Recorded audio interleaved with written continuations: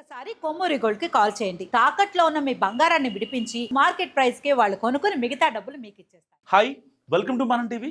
మనం టీవీ ఉన్నది మన కోసం. నేను మీ journalist Manoj. Korea to Tirumala via Bole Baba. మరి కల్తీ నెయ్యిలో కల్తీ అసలు జరగలేదు, దాంట్లో యానిమల్ ఫ్యాటే లేదు, కెమికల్ ఫ్రీ అంటున్నారు కదా మరి వైసీపీ వాళ్ళు. దానికి వీళ్ళు కలిపిన రసాయనం ఏంటంటే, అసలు అది నెయ్యి కదా, దాంట్లో చెంచా నెయ్యి కూడా కలవలా. కొన్ని లక్షల కిలోల నెయ్యి వచ్చింది తిరుమలకి, బోలేబాబా సరఫరా చేసింది. కానీ ఇప్పుడు దాంట్లో వైసీపీ కలిపిన ఒక కెమికల్ ఏంటి చెప్పనా, మోనోగ్లిజరైడ్స్. సో దాని సరఫరా ఎక్కడి నుంచి జరిగింది? కొరియా నుంచి జరిగిందంట. కొరియా నుంచి ఈ ఉత్తరాఖండ్లోని బోలేబాబాకి ఇస్తే, బోలేబాబా వాళ్ళు దాన్ని నెయ్యి కాని నెయ్యిని తయారు చేసి తిరుమలకి పంపించారు. సేమ్ తిరుమల నుంచి ఆ తిరుపతిలో ఒక కాంట్రాక్టర్ దగ్గర నుంచి మళ్ళీ శ్రీశైలానికి కూడా పంపించారనమాట. ఈ ట్రాన్స్పోర్ట్ ఛార్జీ వీళ్ళకి ఎక్స్ట్రా ఇవ్వాలి మనం. ఈ నెయ్యి కాని నెయ్యి ఇచ్చినందుకు మళ్ళీ 250 కోట్ల రూపాయల స్కామ్ జరిగింది, అది టీటీడీలో. సో ఇప్పటిదాకా ఉన్న అఫీషియల్ ఇన్ఫర్మేషన్ ఇది. ఎన్డీఆర్ఐ అదే చెప్పింది, ఎన్డీడీబీ అదే చెప్పింది, పిఎల్బిఏ రిపోర్ట్స్ అదే చెప్పింది, సిట్ అదే చెప్పింది, సిబిఐ అదే చెప్పింది. అసలు నెయ్యి కల్తీ జరిగిందని ఎవరు చెప్పారు? ఎవరు పశ్చాత్తాపడ్డారు? మోనోగ్లిజరైడ్స్ కలిసినాయి అనుకున్నాం, తర్వాత కెమికల్స్, ఇంకా పామాయిల్. అసలు నెయ్యి కాని నెయ్యిలో మరి ఇదంతా జరిగింది, పశ్చాత్తాపడుతున్న వారెవరు? దాంట్లో చేసిన అధికారులే. అనిల్ సింఘాల్ మీద వేటు పడింది. అండ్ అంతకుముందు పనిచేసిన టీటీడీ ఈవో ఎల్వి సుబ్రహ్మణ్యం గారు కూడా రియాక్ట్ అయ్యారు. ఒక్కసారి ఆయన మాట్లాడిన మాట విందాం. నమస్కారం అండి. మనందరినీ కూడా ఈ మధ్యకాలంలో కలిచివేసిన వార్త తిరుమల తిరుపతి దేవస్థానంలో జరిగిన అక్రమం గురించి. మనందరం కూడా మన కులదైవంగా భావించి కొలిచే వెంకటేశ్వర స్వామి సన్నిధిలో పనిచేస్తున్న కొంతమంది చిత్తశుద్ధి లోపించటం వల్ల కానివ్వండి, అధిక ధనాన్ని సంపాదించాలనే భావంతో కానివ్వండి, అక్రమానికి కూడా ఒడిగట్టి స్వామివారికి సమర్పించే నివేదనలలో చెడు పదార్థాలని కలిపి స్వామివారికి తినిపించారు. చెడు పదార్థాలను కలిపి తినిపించారు, ఇంకా చాలా చేశారు. ఆయన ఏమంటున్నారు? చిత్తశుద్ధి లోపించింది, ధనార్జనే ముఖ్యం, డబ్బులు కొన్ని కోట్ల రూపాయలు స్వాహా చేయాలన్నది ఇక్కడ చాలా కరెక్ట్గా క్రిస్టల్ క్లియర్గా కనిపిస్తుంది మనకి. ఈ నేరపూర్తి కుట్రలో ఎవరైతే ఉన్నారో వాళ్ళందరూ, సూత్రధారులు ఎవరైతే ఉన్నారో వాళ్ళందరూ పక్కెళ్ళిపోయారు. వాళ్ళు మళ్ళీ తప్పొప్పుకుంటారు. వాళ్ళు ఎంక్వైరీలో ఛార్జ్ షీట్ ఫైల్ చేసిన దాన్ని బట్టి ఇందులో జంతు కొవ్వు కలవలేదు అని చెప్పారు.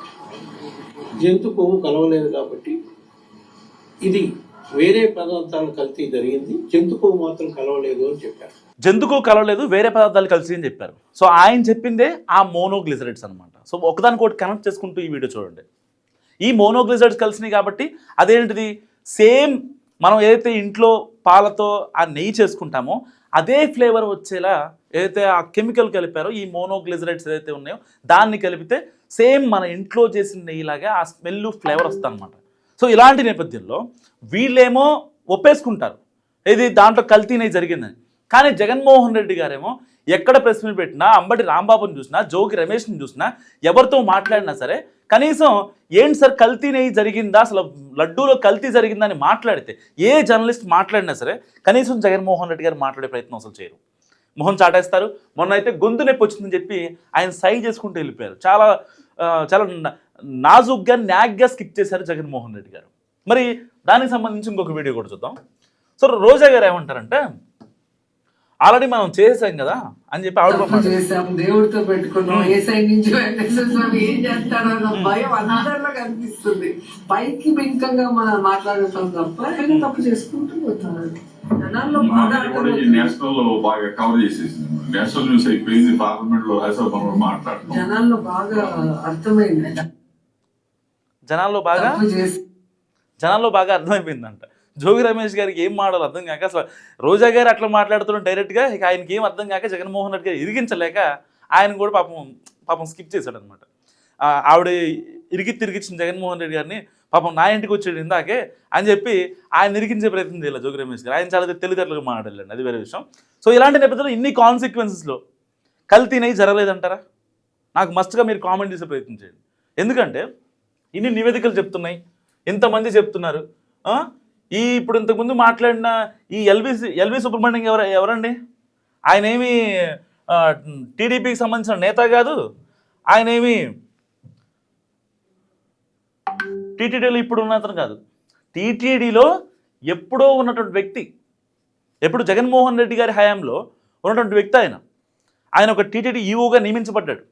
అయితే ఈ సింగాల్ గారి ముందు, ధర్మారెడ్డి గారి ముందు ఆయనకు ఆ బాధ్యత ఇస్తే నేను నిర్వర్తిస్తాను, నేను చేయగలను అని చెప్పి ఎవరైనా సరే, ఏ ప్రభుత్వం అయినా, రాజకీయాలకు అతీతంగా మాట్లాడుకుందాం, టీటీడీ దగ్గర నుంచి ఏదైనా పదవి వచ్చిందంటే ఎవరైనా స్వాగతిస్తారు. ఎందుకంటే ఆ దేవదేవుడి దగ్గర సేవ చేయాలని చాలామందికి ఉంటుంది. అసలు మనం నార్మల్గా మాట్లాడుకుంటే తిరుమల వెళ్ళొచ్చారనుకోండి, ఫస్ట్ అడిగేది ఏంటి? ప్రసాదం. సో ఆ ప్రసాదాన్ని ఇంటికి వచ్చి స్నానం చేసి ఆ రోజు పూజ చేసి అందరికి ఇచ్చిన తర్వాత మనం తింటాం. కనీసం చెప్పులేసుకొని ఉన్నా సరే, చెప్పులేసుకొని మనం తిన్నా మహాపచారం అనుకుంటాం. అలాంటిది స్వామివారికి నైవేద్యంగా ఇచ్చే లడ్డు కావచ్చు, స్వామివారి ముందు వెలిగించే దీపం కావచ్చు, ఆయనకి పొద్దున్నే తొలి సేవ ఉంటుంది కదా, ఆ సేవలో సుప్రభాత సేవ, ఆ సేవకి వినియోగించే లడ్డు ఏదైతే నెయ్యి ఉందో ఆ నెయ్యిలో కూడా కల్తీ జరిగిందంటే అసలు ఆ పాపం ఎవరు తొలుస్తారు? దాన్ని ఎవరు ఎరేస్ చేయగలరు? అది అసలు అంటే మనం సరిదిద్దుకోవాలని తప్పు కదా అది ఒక రకంగా. దానికి ఎంతమంది మాట్లాడతారు? అసలు కల్తీయే జరగలేదు, కల్తీయే జరగలేదు. ఇంకెంతమంది మాట్లాడాలి? మీ హయాంలో రోజా గారు మాట్లాడింది విన్నారు కదా. ఆవిడకి, రోజా గారికి ఎంత స్వామివారు అంటే ఎంత ఇష్టం ఆవిడకి, నెలలో కనీసం 2 సార్లు వెళ్తుంది. ఆవిడకి అర్థం కాలేదా? సో అలాంటి లడ్డూని వీళ్ళు అపహాసం చేసి ఎంతోమంది హిందువుల మనోభావాలు దెబ్బతీసినటువంటి వైసీపీ కార్యకర్తలు, వైసీపీ నేతలు ఇవాళ బయటకు వచ్చి ఎట్టి పరిస్థితుల్లో మేము అసలు ఎలాంటి కల్తీ జరపలేదు, మాకేమన్నా మనోభావాలు లేవా, మేము హిందువులం కాదా అని మాట్లాడతారు జగన్మోహన్ రెడ్డి గారు. సరే, జగన్మోహన్ రెడ్డి గారు హిందువా కాదనే విషయం అది ఒక సున్నితమైన అంశం. క్యాస్ట్ గురించి లేకపోతే మతాల గురించి ఇవన్నీ మనం మాట్లాడకూడదు. మన సమాజంలో ఉన్న ఒక మనిషిగా చూసే సమాజం ఇది.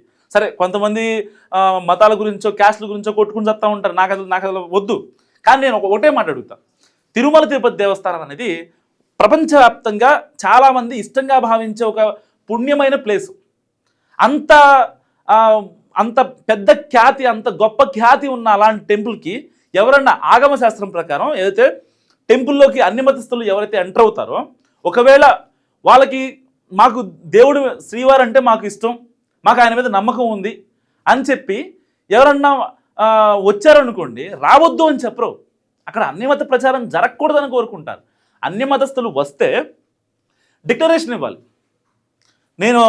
నేను ఒక ముస్లింని, నేను ఒక లేకపోతే బౌద్ధుడిని, లేకపోతే నేను ఒక క్రిస్టియన్ని, సో నాకు దేవుడు అంటే ఇష్టం ఉంది, నాకు ఆయన అంటే నమ్మకం ఉందని చెప్పి ఒక చిన్న డిక్లరేషన్ ఫామ్, ఆయన్ని ఆ ఫామ్ మొత్తం ఫిలప్ చేయమని కూడా చెప్పరు. జస్ట్ ఒక సైన్, వైఎస్ జగన్ అని ఒక సైన్ సరిపోద్ది. అలాంటి సైన్ చేయకుండా ఎన్నిసార్లు వెళ్ళారు?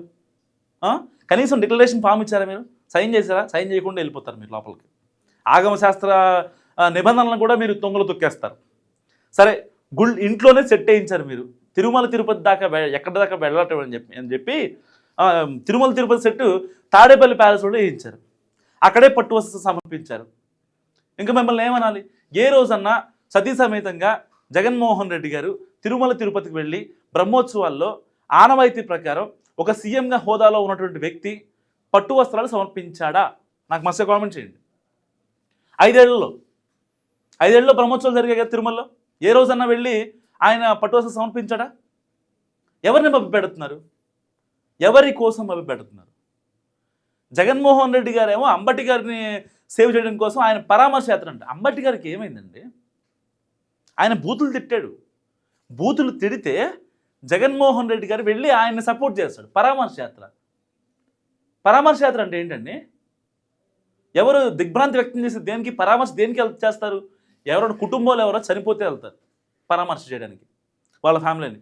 వాళ్ళ ఫ్యామిలీలో ఎవరు చనిపోయారు? సారీ అలా అంటున్నందుకు. కానీ జగన్మోహన్ రెడ్డి గారు చేసే పనులు ఇలాగే ఉంటాయి.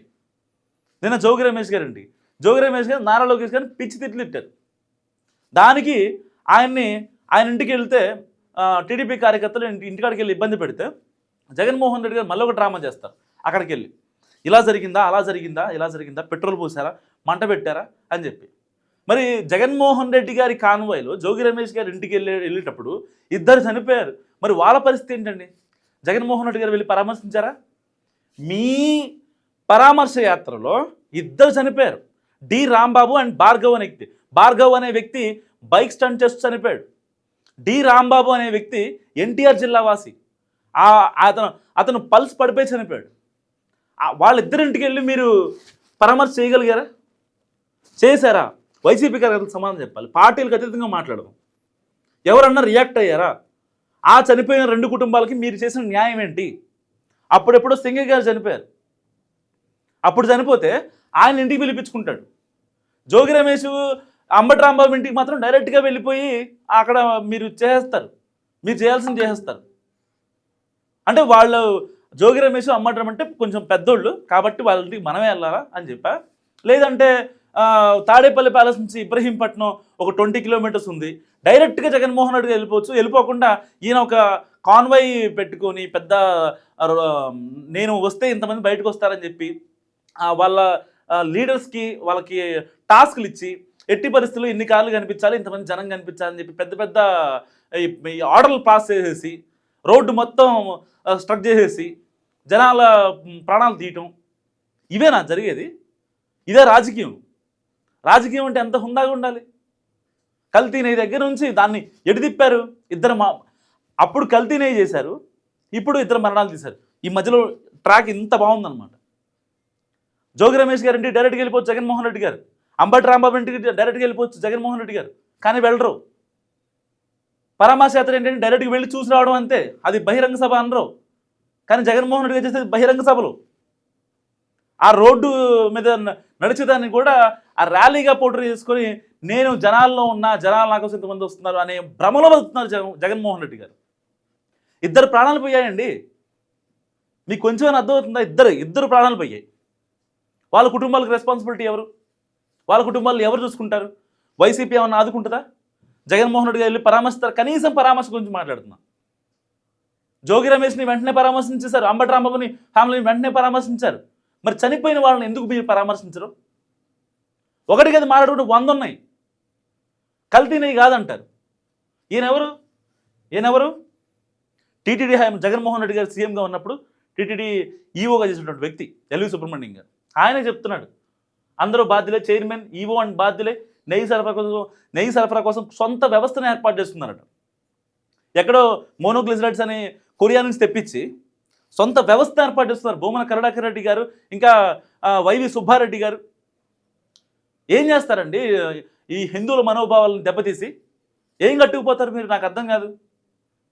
అసలు జస్ట్ మనం శ్రీవారికి లేకపోతే అంటే ఆయన ప్రసాదం విషయంలో కానీ లేకపోతే ఇంకో విషయంలో ఏదైనా చిన్న పొరపాటు జరిగితేనే చంపలేసుకుంటాం, పొరుగుదండాలు పెడతాం. సో అయ్యా మమ్మల్ని సారీ తప్పు జరిగిపోయింది అని చెప్పి మనం లెంపలేసుకుంటాం. ఇంత మాట్లాడతాం కదా, ఇంత కల్తీని చేసి కూడా ఇంకా మీరు పిచ్చిగా చేస్తే ఏ విధంగా తీసుకోవాలి దీన్ని? సో ఈ వీడియో గురించి మీరు మస్తుగా కామెంట్ చేయండి. చూస్తున్నాండి మన టీవీ.